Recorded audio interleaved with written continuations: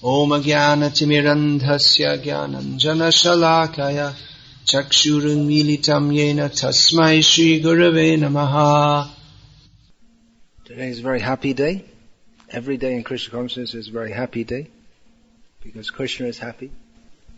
We're also happy by nature, not our materially conditioned nature, but our original nature is to be happy in Krishna's service.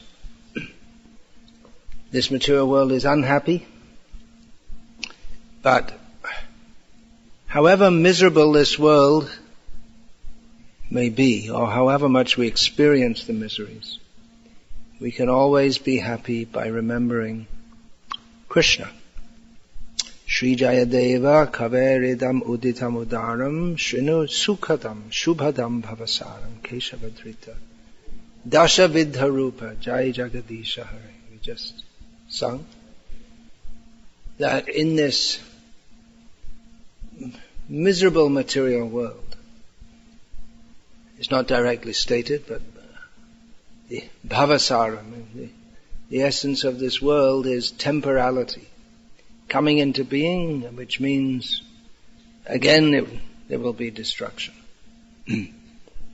So in this material world we can always be happy and in an auspicious position by remembering the pastimes of Krishna in his various forms, especially Jayadev, the author of this Dashavata Stotram. He says that by hearing this we can be happy, by remembering these 10 forms of the Lord. Today is the celebration of the appearance day of Vamanadeva, who practically, as with many of the forms of the Lord, he comes to this world and declares his glory by doing so. He shows that he's the Supreme Lord by covering the whole universe with 2 footsteps.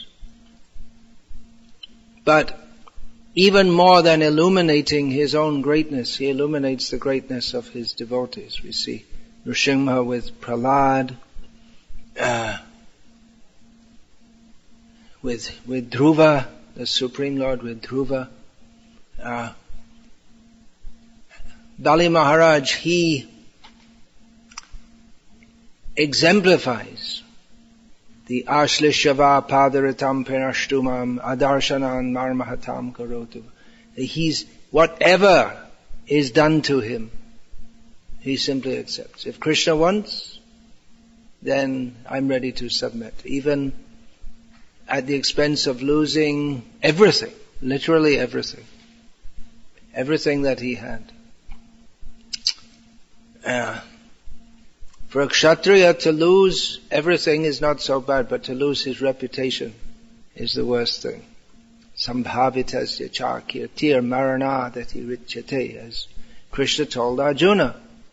For one who has been honored, dishonor is worse than death. So the Kshatriyas, that's the Kshatriya code. You win the fight or die. That's all. So Bali Maharaj, he lost everything. He was willing even to go against his guru. By his guru's help, he had gained lordship over the whole universe, actually, because he was already in charge of the lower planets as the king of the demons. Then he conquered the higher planets. But there came a point where he said, no, I'm not going to, I can't follow you. I've followed you everywhere, but no further. When it comes to refusing Vishnu, even if it's not Vishnu or not Vishnu, I gave my word. So he lost everything and it means he had nothing. Bali Maharaj was left with nothing. So for one who has owned everything to be tricked by just some ruse, to be tricked into losing everything, it could be a cause of great derision among both the demigods and the demons. But he was willing to accept everything for the sake of maintaining his word and for the sake of pleasing Vishnu. He was a great devotee. It wasn't just that he was doing this to be an honest person to keep his word, but he was a great devotee by the grace of Prahlad Maharaj, who was very happy that he was a great devotee, because Bali Maharaj's father, Virochana, was not a devotee at all. He was, even though he was the son of Prahlad, but he was more in the grandfather's mode. He was a full-fledged demon. Not just in name. Prahlad is a demon in name. Prahladas, what is that? Prahladas Daityanam Chasmi. Among the demons, Krishna says, I am Prahlad, but not just in name, but he was actually a full-fledged demon. Honorable person, maybe, in some ways, because he gave his word to Indra, that Indra came disguised as a Brahmana and said, well, can you give me anything? Anything. Yeah, well, whatever you want. So, okay, give me your head. So, alright, he gave his head, and he was dead. That was the end. That was the end of the Virochana threat.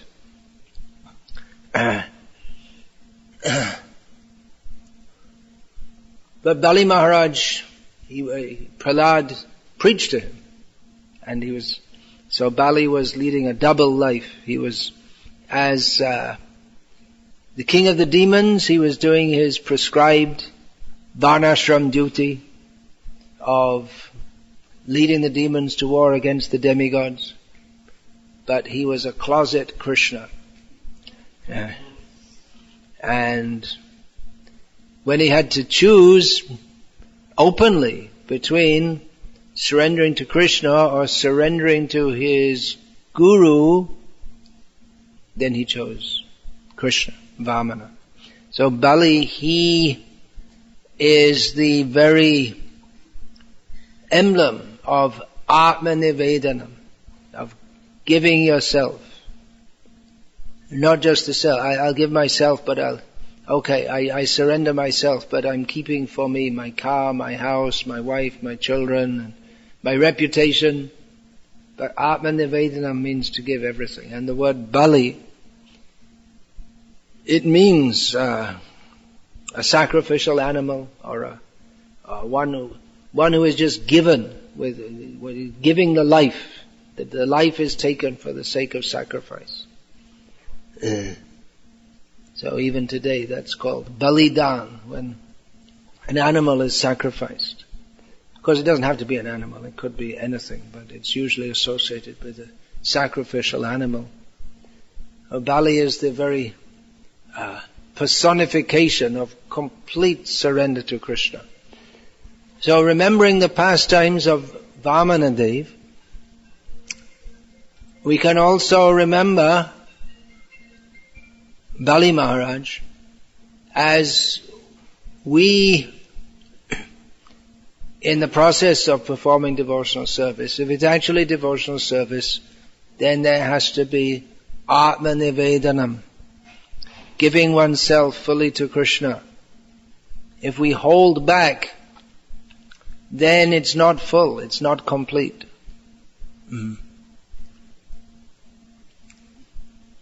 There will be many tests.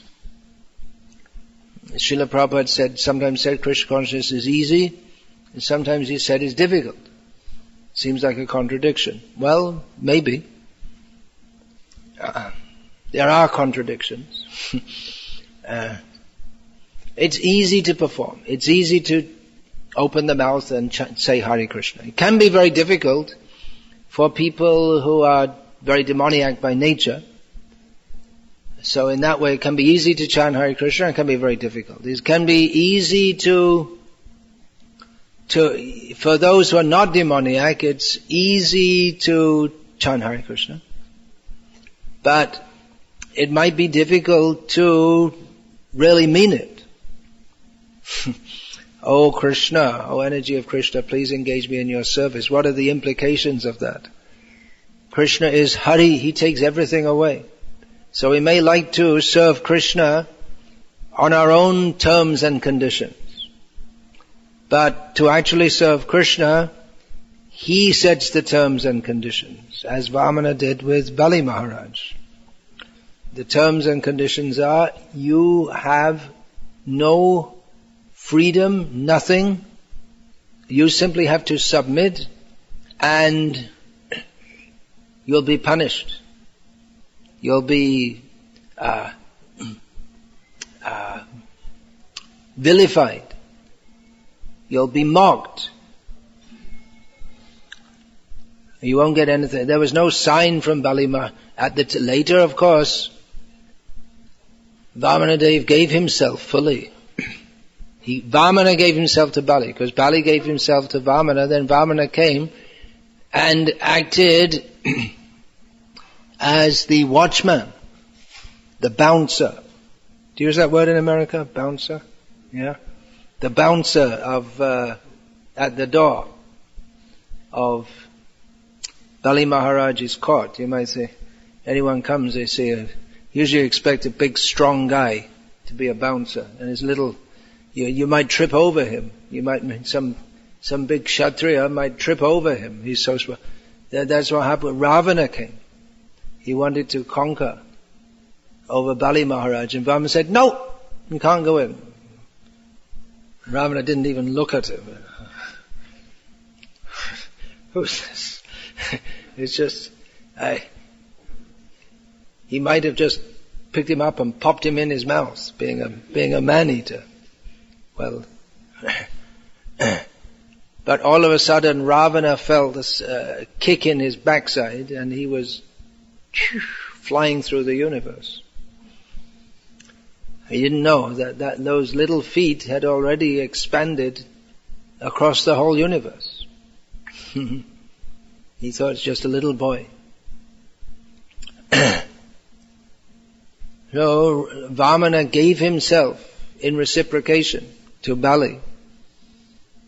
But at the time there was no sign, there wasn't any prior notice, there was no contract that, okay, now Vamana, now I'm coming, and you like if in a drama, if you do a drama now, then you know what's going to happen. But there was no such idea at the time, that Bali was just performing sacrifices, that's all. He just started, and naturally brahmanas will come, because at such a public sacrifice, the king is supposed to give profusely in charity. So it's a time for brahmanas to come. Vamana was the first to come. He got there first. He was faster moving than the other brahmanas. Even though he was very short, but he could move faster. What's that verse in the Ishopanishad?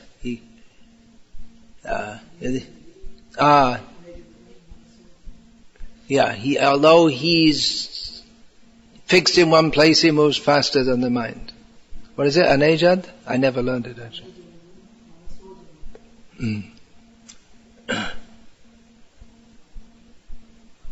He was so short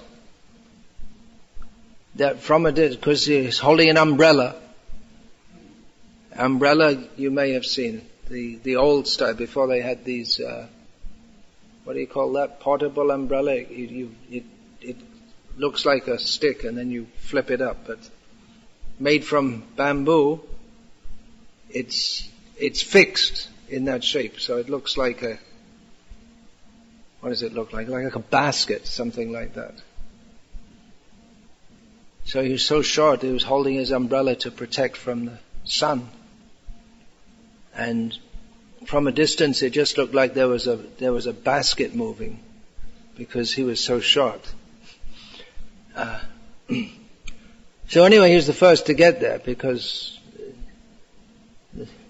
maybe the idea is that he can ask for the best gifts, being the first one there. He'll be honored the most. So it came as a big surprise when he only asked for 3 steps of land, measured by his own footprints, and he's very shocked. If it could have been 3 steps of land by Bali Maharaj's footprints, it would have been bigger. But it's just it's just insignificant. You may wonder why would anyone ask for such a thing? And Bali Maharaj, he didn't want to give that, because he said, it'll be embarrassing for me, because it won't be enough for you. But having come to me for charity, anyone who comes to me for charity, they should never have to go to anyone else.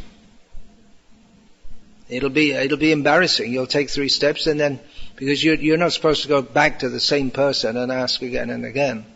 So it'll be embarrassing. So he didn't want to do it. And he thought, it's just some foolish child. He said, you can take a whole planetary system. What do you want? I can give you a whole planetary system, right? Because he's in charge of the whole universe. But Vamanadeva spoke very high philosophy. So even though he'd come for begging, he said, yes, but you see, we're brahmanas, so we don't take more than we need, and we should just be satisfied with the minimum that we require. See, if you want to give me more, then you excite my greed, then I'll ask for something. If you want to give me a kingdom, then I'll want another kingdom. If you want to give me a planetary system, I want another planetary system. If you take more than you need, then your desires increase. So it's better. I'll take the minimum. So, okay. But even the Shukracharya didn't want to give that. He said, no, watch out. He predicted in advance what would happen. So Vamana, having spoken all this about just taking the minimum that you need, he proceeded to take the whole universe. And in this way, cheated Bali Maharaj. And Bali Maharaj accepted that. All right, whatever he wants to do. It's a very good lesson for devotees, because despite all our plans, we can't control the world. We don't know what's going to happen to us. So our motto is to try our best to serve Krishna. And the result, we don't know what will happen. But we take it as Krishna's mercy. If we're actually trying our best to serve Krishna, then whatever happens, we take that's Krishna's mercy. He may, aslishava padaratam pinashtabam. He may embrace me, or crush me under his feet, or make me broken-hearted by not even showing himself to me. But anyway, he's my Lord. This is the attitude of Atmanivedan. And actually one becomes very happy by doing this. As long as one is making one's own plans, then one always feels frustrated and in anxiety. But Atmanivedan tuapade kari hoinu paramashuki dukkha dure gelo chinta na rahilo chodike ananda deki. Bhaktivinoda Thakur sings that having Atmanivedan, having offered myself or given myself fully to you at your lotus feet, he's praying to Krishna, I've become fully happy. Hoino paramashuki. All my distress has gone far away.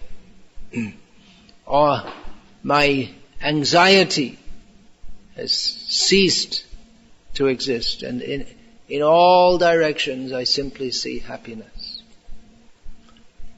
So it's counterintuitive. We think that, well, if I could just get everything under my control, then I can organize everything so I'll be happy. That's what everyone in this material world is doing, down to the dung beetles. They get a piece of dung and roll it up.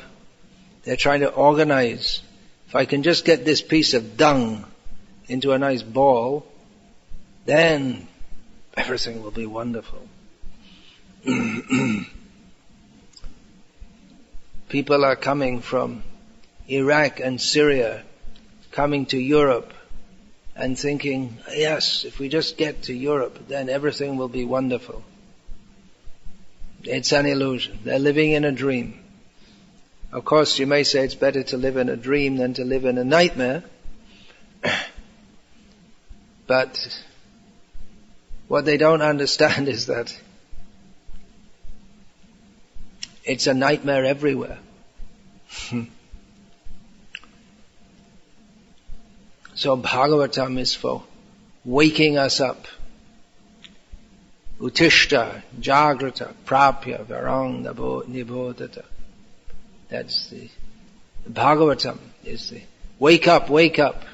The Upanishads say, get up, wake up. But they don't make it they're not so straightforward and so clear as to what waking up means. The Bhagavatam does that. Which, that's a good lead-in to talk about Jiva Gosvami. Because the appearance of Vamanadeva today and disappearance of Jiva Goswami Prabhu, who his main contribution and essential contribution, without which the Gauriya Sampradaya would not be what it is, could not be what it is, are his Sandarbhas, which are all based on the Bhagavatam.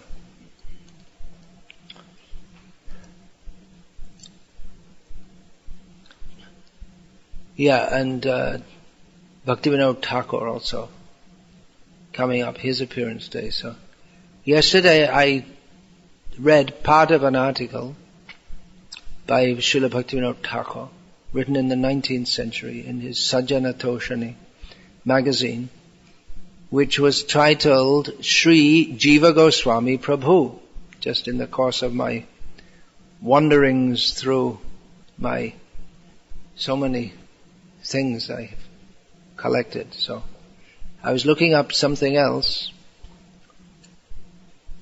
and I came across this article, and with the title, after the word Prabhu came an asterisk, which led to a large footnote, which was almost a page long, in which Bhaktivinoda Thakur justified using the word Prabhu in relation to Jiva Goswami, because certain people, he said, which would mean what we call traditional Vaishnavas, that means from the caste Goswami and Babaji lines, they say that the word Prabhu should only be for Nityananda Prabhu and Advaita Prabhu. Bhaktivinoda Thakur didn't quote this, but this is probably based on the verse in Sri Chaitanya Charitamrita, that Ek Mahaprabhu or Prabhu Dui Jan, Dui Prabhu Sheve Mahaprabhu Charan. There's one Mahaprabhu, which means Chaitanya Mahaprabhu, and two Prabhus, who are Nityananda Prabhu and Advaita Prabhu. So they say this should only be used for this word Prabhu should only be used for Advaita and Nityananda. Although the word Prabhu is generally used in Bengali Chaitanya Charitamrita much more than Mahaprabhu, to refer to Chaitanya Mahaprabhu. And also we find the word Prabhu being used in Srimad Bhagavatam, for Shukadev several times addresses his own disciple Parikshit as Prabhu, and Narad Muni also addresses various of his disciples, such as Vyas, Dhruva, Prachina Barhi, as Prabhu. So, anyway, Jiva Goswami, that just gave me some insight that, because I hadn't seen this article before, I hadn't read it before, that, going a little ahead to Bhaktivinoda Thakur here, generally it's thought that Bhaktivinoda Thakur was less polemic than Bhaktisiddhanta Saraswati Thakur. It's not very difficult to be less polemic and less pugnacious. I hope you all know what these words mean. Polemic means getting into debates and controversies, and pugnacious literally means punching people out. So, but actually the Bhaktisiddhanta Saraswati Thakur said that, he said that whatever I'm doing, it's just, I'm just broadcasting what Bhaktivinoda Thakur gives. So Bhaktivinoda Thakur, he wasn't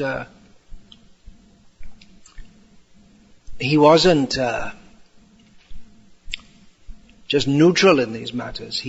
All the points that Bhaktisiddhanta Saraswati Thakur took it, certainly Bhaktisiddhanta Saraswati Thakur took it up with a high degree of aggression. I discussed that in this Bhaktisiddhanta Vaibhav, that if he had not done, then everything that Bhaktivinoda Thakur, if Bhaktisiddhanta Saraswati Thakur hadn't been so aggressive, then everything that Bhaktivinoda Thakur had taught would have been lost. And that already happened. That all the progress he had made had been commandeered by the bogus so-called Vaishnavas. So, Jiva Goswami, he gave philosophical shape to the Gauriya Sampradaya. Whenever I use this word philosophical, I like to qualify it, because what's understood as philosophy in the Western world basically means different people's opinions. But well, it's more than opinion. It's a thesis. Different philosophies. Srila Prabhupada would ask people, what is your philosophy? Probably most of the people he asked that, they never even thought, what is their philosophy? But everyone has a philosophy. Even if someone says, I have no philosophy, I just live my life as it is. That's also a philosophy or a worldview. Because everyone lives with a worldview. Shraddhamayo yang purusha yo yat shraddhasa eva saha. As Krishna says in Bhagavad Gita. Everyone has a kind of faith, which in this context I understand to mean an outlook. So even if people say, well, I don't believe in anything, of course then you can ask them, do you believe what you just said? It's a self-negating negative. But that's also based on, they don't know it, but there are what we might call professional philosophers who have gone to much intellectual work to justify not believing in anything.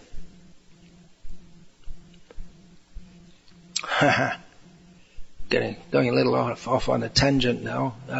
We're following Jiva Goswami, and others are influenced philosophically by people like John Lennon, who probably most of you are old enough to have heard of, but I asked some devotees who are distributing books in Ireland a few weeks ago. They were distributing Chant and Be Happy. I said, do the young people have actually heard of the Beatles, John Lennon and George Harrison? He said, well, most of them have heard of them. They don't really know much about them. It's not something that the young kids get excited about, which just goes to show the temporality that they were so big. as John Lennon said, now we're more popular than the Beatles, which was more popular than Jesus, which caused an uproar in America, not in England, where he said it. But it was probably true at the time, but now forgotten. That's the nature, especially of the modern world. Everything's forgotten very quickly. There was a cartoon.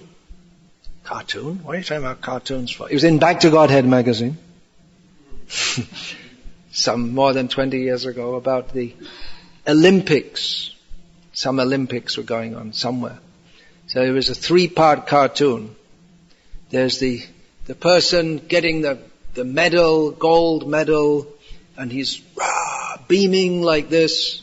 And number 2 cartoon shows, and all people surrounding him and cheering him, and number 2 shows that the euphoria has died down a bit, most of the people have left, and number 3, he's looking around, no one's there. No one cares for him anymore. So yeah, John Lennon, I listened to a song of his. I came across it while wandering through the folio, the database of a devotee was telling Srila Prabhupada about this song that John Lennon had made, where he says, I don't believe in anything. And so I looked it up, because I several times quoted that song, because I remember hearing it before I knew anything about Hare Krishna. And I thought, this guy's an idiot. At that time, I thought so the words are quite easy to remember. He says, God is just a concept by which we measure our pain. That's how what on earth it means, I don't know, but he thinks it's something very intellectual. Then he goes on, I don't believe in I Ching, I don't believe in Tarot, I don't believe in Hitler, I don't believe in Kennedy, I don't believe in Zimmerman, which is the name of Bob Dylan. He changed his name from Robert Zimmerman to Bob Dylan. I don't believe in the Beatles, I don't believe in Buddha, I don't believe in mantra, I don't believe in Krishna, I don't believe in Gita. And then you come to the punchline. And he sings it with such feeling, as if it must be true because he's saying it. I just believe in me. Yoko and me, that's reality. And he found reality, and reality hit him in the form of a bullet. But I thought about that. He says, I don't believe the Gita. But the Gita is not a matter of belief. You may, dear John, wherever you're gone, Janma Mrityu Jara Vyadhi Dukkha, as is stated in Bhagavad Gita, the misery of birth, death, and old age and disease, is not a matter of belief. You believe it or not, it's a fact. So the great philosopher of the modern age. But yeah, he influenced so many people. People take their philosophy from rock stars or whatever. I don't even know what they're called nowadays. I think rock is an outmoded. Pop stars. That's the overwhelming genre, is it? Pop. So our philosophy is coming from Krishna, coming from Vyasadeva, but specifically, well, you may say through Chaitanya Mahaprabhu, yes, but specifically it was systemized and presented on the basis of Shastra by Srila Jiva Gosvami, who began, was any propounder of any systematic philosophy must do, with epistemology, establishing, in Sanskrit we say pramana vichar, establishing what is our source of knowledge. Descartes, famously, the founder of modern philosophy, he's said to be, started with cognito ergo sum. I have cognizance. I think. Actually it's translated as I think, but it's not really the word think has more, it means just to be cognizant. I'm aware, you could say. I have consciousness. Therefore, I am. So that was his beginning. Jiva Goswami doesn't begin in the same way. The modern philosophy is bottom up. Start with what we know, and what we know can know for sure, and develop from there. And that's why philosophy, and the English word philosophy, means various kinds of speculations, because of our inability to know. Our very limited ability to know by our mind and that's the whole senses and mind. In modern philosophy, the empiric approach, we believe our senses, or the rational approach, we believe our mind. But both are insufficient. The Vedic approach is that knowledge exists independently of our senses and mind, and therefore we have to receive it. Knowledge is Veda. So Jiva Goswami starts with, as any Vedic philosopher must, with accepting the Vedas. It's the top-down approach rather than the bottom-up approach to acquiring knowledge. And he establishes Srimad Bhagavatam as the essence of all the Vedas, which Bhagavatam states itself, Sarva Vedeti Hasanam Saram Saramudahritam. It is Vedyam Vastavam Atra Vastu. It is the same thing. It's saying in another way the same thing. It's the essence of all the Vedas, and it's most important in Kali Yuga. He establishes this in the beginning of his 6 essays. The first is establishing his source of knowledge. The Bhagavatam in Kali Yuga, although universally all the followers of the Vedas accept Shruti Praman, which means as the topmost evidence.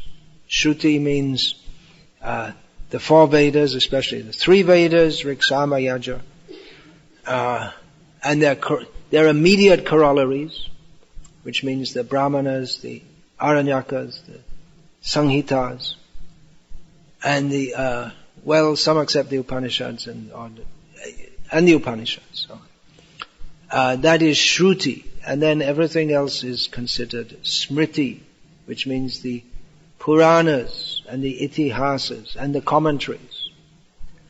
The various commentaries by the commentaries and the systems of philosophies which are given by the great philosophers. So we have the Vedanta Sutra given by Vyasadeva, Mimamsa Sutras, the Jaimini, Yoga Sutras, Patanjali. So they give a philosophical system, codified it, but that is not as authoritative as original Shruti. So Jiva Goswami establishes that original Shruti is most authoritative, but it's not applicable in this Kali Yuga for various reasons. One reason is most of it's lost. It's not available in the world today. The paramparas are lost. Another reason is even what's there, people can't understand it because they're too foolish in this Kali Yuga to understand the purport. So he establishes that Srimad Bhagavatam is the essence of all Shastra. And it's especially applicable in Kali Yuga when people are Stri Shudra Dvija Bandhu Nam Trayena Veda Gochara. people are mostly women or Shudras or supposed Brahmana, Kshatriya, Vaishyas, but they're only born in the families of twice born. They're not actually twice born in the real sense of the term. So they're not, these classes of people, they are not suitable for studying the Shruti. So, actually for them the Mahabharata was compiled by Vyasadeva.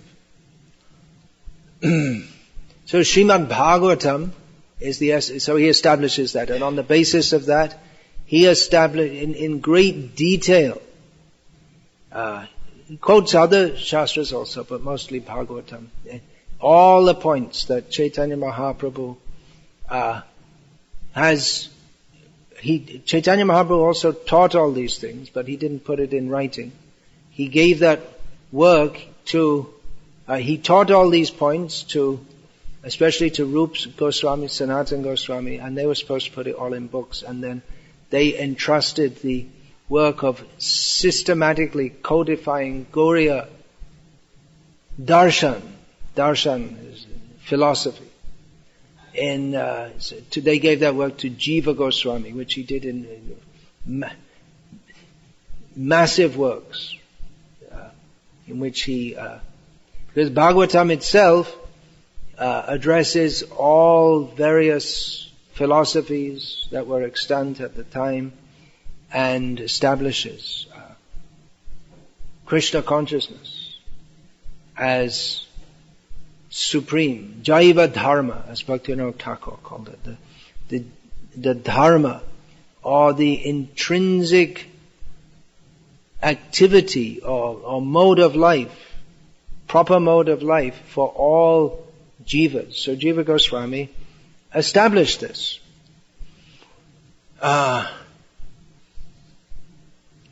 Which put the Gauriya Sampradaya on a very solid footing. Otherwise,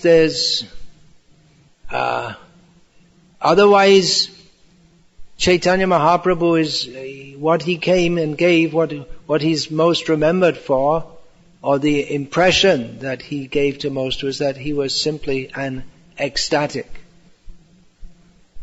It was all sentiment. And if it's all based on feelings only, then it can go off very easily. That's very much what happened in the history of the Gauriya Sampradaya. That without reference to the philosophical understanding, people just wanted to accept the ecstasy without the hard work of Atma Nivedanam, of surrendering to Krishna. Last night I was discussing with a young lady who I've known since she was a small girl, whose family lineage is from Sri Vaishnava Sampradaya. We don't see such deviations as we in the Sri Sampradaya, in the Madhva Sampradaya, as we see in the Gauriya Sampradaya. Because one reason I personally analyze is because traditionally it's had a very philosophical background and a very rigid in the sense of what you have to do, rules and regulations. There are plenty of them, and that's what you do. There's not and also a very strong sense of Acharya Upasanam, of following the Acharya. So that if you meet a member of the Sri Vaishnava Sampradaya even today, they will introduce themselves, I am a servant of Ramanuja. But Chaitanya Mahaprabhu's Sampradaya, there are some pretty wild elements in Because, well, one reason we can say is because Chaitanya Mahaprabhu himself was wild. He was very strict in practicing sannyas. But he sometimes exhibited wild ecstasy, because the highest level of spiritual life is beyond rules and regulations. It's pure sentiment. If we say pure sentiment, it sounds something denigrating, that it's not very good. But we're saying pure here, not in the sense of only sentiment, but it's the feelings for Krishna, unmixed with any personal motivation, and also pure sentiment in the sense that it's unmixed with any awe and reverence. Pure feeling for Krishna. So that is the highest. But another reason why our sampradaya may be somewhat wild is because of Nityananda Prabhu, who avadhut, beyond all regulations, and he acted in ways which would be considered very eccentric, to the extent that even in his personal presence, there were people who thought, well, okay, we accept Chaitanya Mahaprabhu, but this Nityananda is just an embarrassment. There were devotees who thought like that. It's recorded in Sri Chaitanya Bhagavat. There was one Brahmana in Navadvip. He came to Puri and he said that I have great faith in you, but I really have a hard time accepting Nityananda, because the way he behaves is just so. He's supposed to be a sannyasi, but he dresses in all these expensive ornaments, and you never can tell what he's going to do. And sometimes they go around. So he goes and mixes with all low-class people. And so Chaitanya Mahaprabhu told him, no, you have to accept. Nityananda is none different from me. So the philosophical basis, apart from which Jiva Goswami provided, and Gopal Bhatta Goswami and Sanatana Goswami, they provided to some extent, they gave Hari Bhakti Vilas, but it's a big compendium of rules and regulations. But not in the way that in other sampradayas, just like in Madhva Sampradaya. Madhvacharya himself wrote the Sadachar Smriti, which explains everything a Madhva Brahmin has to do from morning till night, and it's very clear. But Hari Bhakti Vilas is not like that. It offers all kinds of directions. Very big work. Now, Jiva Goswami, we say, well, it gives some respectability, just like Srila Prabhupada said about his books, that it gives us respectability. Well, that's true, but that's not the only reason. It's supposed to give an understanding, a worldview in which we can operate as we attempt to progress from initial Shraddha to Prem. There's a process Rupa Goswami gave in his Bhakti Rasamrita Sindhu. Adar Shata Tata Sadhu Sangha. Ataha Bhajana Kriya Tato Narta Nivritti Syat Tato Nishta Ruchistata Ato what is that? Ata Saktis Tato Bhava Tata Ata Prema Abhyudanchati Sada Kana Mayang Premna Pradur Bhave Bhavet Kramaha. Step by step, there's a progression from Shraddha to Prem. And what keeps us on the right path? First, Chaitanya Mahaprabhu taught that all the Vedas, they teach Sambandha, Abhideya and Prayojan. First of all, understanding who we are and what is our relationship with Brahman, which is the subject of Vedanta, is Brahman. What is our relationship? And we come to Srimad Bhagavatam. Brahman is not something impersonal, and our aim is to emerge in the impersonal. Brahman is Advaya Gyan, Brahman, Paramatma, Bhagavan. That Bhagavan is Krishna, who is explained throughout the Bhagavatam, and his pastimes are given. He is Param Brahma, Purna Brahma.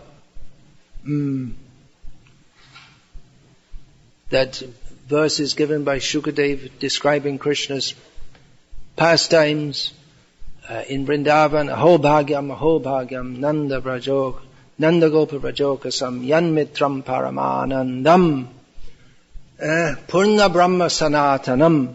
He says, how fortunate are Nanda Gopa, Nanda Maharaj, and all the inhabitants of Vrindavan, because their friend and well-wisher is this supremely blissful Yanmitram Paramanandam, the supremely blissful, eternal, complete Brahman, which means Krishna. So the Vedas, they describe what is our religion. The subject of the Vedanta is Brahman, Atato, Brahma Jignasa. So that Brahman, that is Krishna. That Krishna, who is the supreme Brahman, is wandering in Vrindavan with no shoes on, eating. So the Brahma became surprised to see he's eating some village food with his left hand and doesn't wear any shoes, and even his friends are eating with him. They'll eat something and say, oh, this tastes so nice, and give it to Krishna. They're remnants, because they want him to share what they're tasting.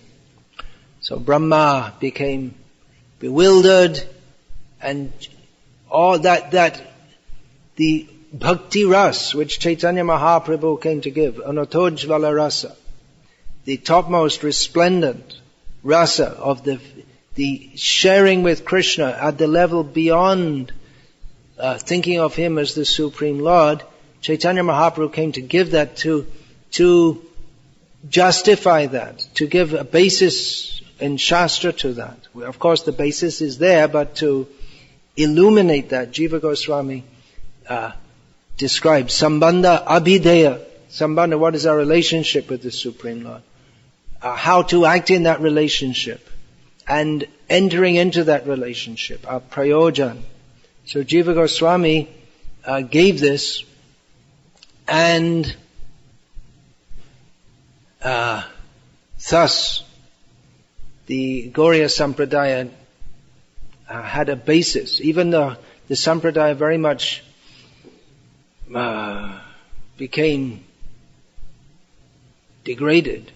Not the actual Gauriya Sampradaya never becomes degraded, but what was seen as the Gauriya Sampradaya became degraded. But then Bhaktivinoda Thakur and others, they had a basis to go back to in the writings of Jiva. Even if, as Srila Prabhupada said, even if everyone leaves, still because my books are there, it can be picked up again. So it gives a clear understanding of what our sampradaya is, what our understanding is, what we're supposed to be doing. This is the contribution of the six Goswamis. Jiva Goswami gave this philosophical basis. Now at the present time also, even though we have distributed so many books, and although our movement is actually a very philosophical movement, we don't... Where is there in the whole of Dallas or the whole of America or the whole of the world where people gather daily to discuss philosophy? Maybe in a philosophy class in a university. They're not very popular classes. There are many churches or mosques where people go to hear sermons, but they don't speak philosophy. They have no idea. Maybe in the seminaries where the priests, the people are being trained as priests, there's just some discussion of philosophy. I must have attended hundreds of lectures in churches because my mother took me to church. I don't remember a single word that anyone said in any of them. Daily in the school, this Catholic school, there was some speech supposed to be something to do with Catholic religion. Don't remember anything. It didn't make any impression. It must be there in the subconscious, as Sigmund Freud would say, or or Jung. But it didn't make any impact. It didn't create any interest. Where Srila Prabhupada, as stated in the autumn, what's that? There's that allegorical chapter in the Bhagavatam, the description of autumn. So there's a description is there that when an acharya comes, he engages people in study of Shastra. So our movement is actually very philosophical. We have to act on that philosophy and live by that philosophy. Otherwise, we lose everything. If it only becomes feelings, then we lose everything. Because feelings are they're vapid, which means they're gone. They evaporate, they're gone. They don't last very long. They're always changing. And it's based on sankalpa, vikalpa. I accept, I reject. Based on my illusory understanding of what is good for me, what is good for my sense gratification. The philosophical basis is very much required. People in the world today, if they know anything about Hare Krishna, mostly, unfortunately, in the Western world, where people often ask me, as I'm dressed like this wherever I go, except in 3 days I'm flying off to some Muslim-dominated country, so I have to enter the country in clothing which would not excite so many questions as this clothing. Means regular kami dress. So I go dressed like this here and there, and people often ask, what is this? I say, have you heard of Hare Krishna? And unfortunately, most people say no. On a flight recently, I was flying from London to Belfast in Northern Ireland. I saw a young man was reading a book which was discussing about atheism, which is quite a big topic. Seems to have died down a bit, but for some time there was a lot of drum banging from this Richard Dawkins, and then here in America, Sam Harris, and Anglo-American Christopher Hitchens, who has gone to meet his maker, although he wouldn't believe it. The atheists, they're making a lot of noise. It's died down a bit, but I can imagine in Northern Ireland it's still a big issue because it's a very religious place. Probably almost everyone in Northern Ireland up to the present day still believes in God. So I saw him reading a book like this, and then I can't remember the title or what it was. So I asked him then, so which side of the debate are you on? And he said, well, I'm just trying to find out. But he said, well, you must have some inclination one way or the other. He said, yeah, I'm more inclined to accept theism. And he asked, what about you? Because being dressed like this it's obviously religious, but it's not necessarily theistic, because Buddhism is brazenly atheistic, and many people think that we're Buddhists by seeing our dress. They say, yeah, it's theist, clearly on this. But I said it's, whatever it is, from our perspective, it's not a question of belief anyway, because what we believe doesn't influence reality. Just for the sake of argument, if there's a God, then our disbelief in Him doesn't make Him not exist. And if there is no God, just saying it as a theoretical proposition, then our belief in Him doesn't make Him exist. So anyway, but I asked him, then then he said, when he said, what do you do? I said, have you heard of Hare Krishna? No. There's, a young, intelligent man who's interested in important questions, and he hasn't heard of us. And there's so many like that. So, those who have heard of us mostly think that we ring bells and we have flowers and love and peace, and it's some leftover from the 1960s hippies era. But actually we have the best philosophy. Everyone will say that. But we have to demonstrate that, as Jiva Goswami did, in the present age. That is a great task for our movement, to present the philosophy of Krishna consciousness in a systematic way that first of all has to be done in writing, as Jiva Goswami did, and then after Jiva Goswami, all generations of Gauriya Vaishnavas can tap into that for their own written presentations, which may not be as exhaustive as his, and for their speaking and teaching. Otherwise, what do the gurus teach? They have to teach what is received in parampara. So Jiva Goswami established our philosophical position. That's been developed, of course, and Vishwanath Chakravarti, that's another big discussion, which I won't get into. Vishwanath, actually, anyway, I won't discuss this now. Then Baladev Vidyabhushan, he also presented his commentary on Vedanta Sutras,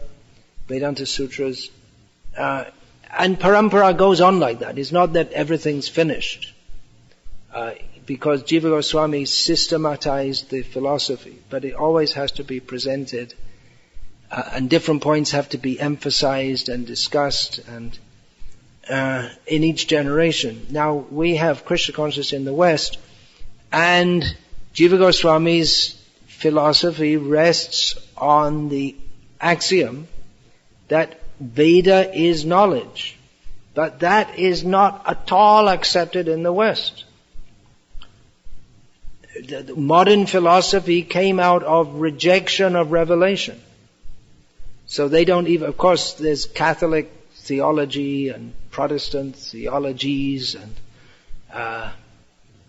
which are philosophical, but mainstream philosophy doesn't accept that as philosophy at all, because they accept as their axiom that revelation can't be accepted as knowledge. When we begin with revelation. So we have a very important task. Someone has to do this, to first of all write a systematic presentation of Jiva Goswami's philosophy, Chaitanya Mahaprabhu's philosophy. Darshan is the word, it means manner of seeing. Madhvacharya's philosophy is not wrong. Ramanuja's philosophy is not wrong, it's right. What they've written is correct. But fullest vision is that given by Chaitanya Mahaprabhu, through Jiva Goswami, through the Acharyas in Parampara. So we need to present this in modern terms. You may think, well, it's not very important, but it is important. Just like I said, John Lennon. Why bring in John Lennon? Well, because his ideas they also arise out of skeptics, empiricism. You may not even know the names of these philosophers, but so many philosophers have been there. Even today, the champion of the atheist empiricists is David Hume, who was 350, something like that, years ago.